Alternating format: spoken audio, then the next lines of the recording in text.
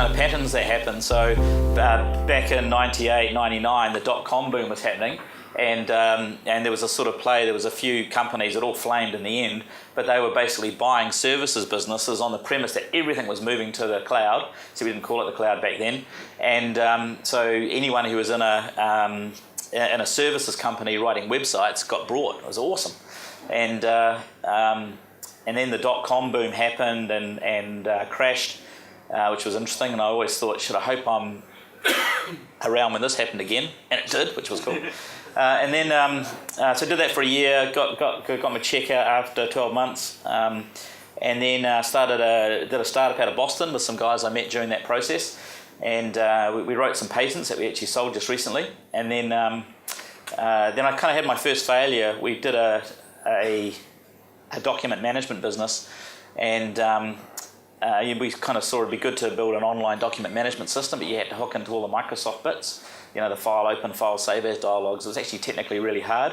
And what we realised with that business, we actually sold some work quite early, and so we were able to bootstrap it through some early deals. But we realised that in the document management business, the vendor gets paid last. All the consultants earn their money first.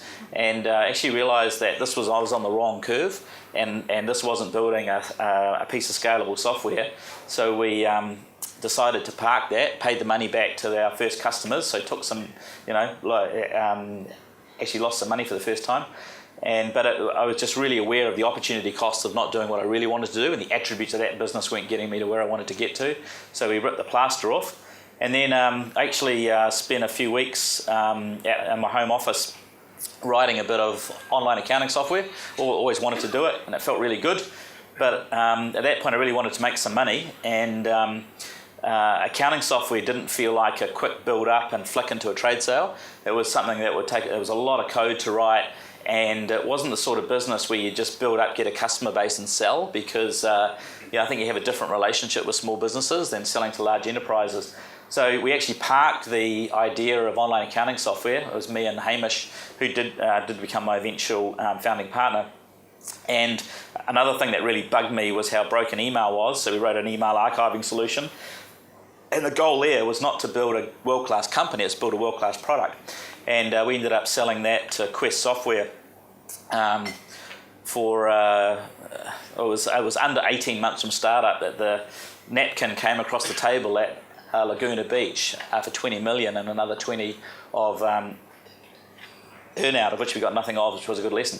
So, and what we'd seen was this playbook of doing trade sales, R&D by, where large companies have to do R&D by acquisition. And we saw this pattern where public companies can buy a private company, say at a revenue multiple of 2 or 3, and then immediately it's worth 6 or 7, so they're going to buy those companies all day.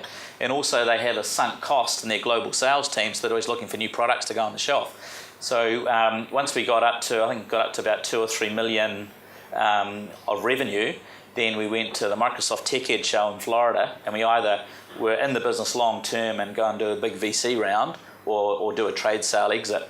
And that's what we did. So we went to Tech Ed, had a look around, saw the big drops coming from the trade show. Right, okay, it's not those guys, it's not the first row, it's not Microsoft, it's going to be, Quest. And then we did that deal quite quickly, actually. And the coolest thing, the check was nice, but the coolest thing was we won Best Exchange Product at Tech Ed that year, which actually proved, and that was the most important thing, that we could build world-class technology. So I did the earnout, and as we were doing Aftermail, which was a business we sold, as we were doing it, I was very conscious that accounting software would be the next one. And as we were a small business ourselves, trying to get ourselves organised, we were using, MIOFB at the time, and you kind of turn it on, your eyeballs start bleeding, and it was just horrible software. And it was like, there just must be a much better way.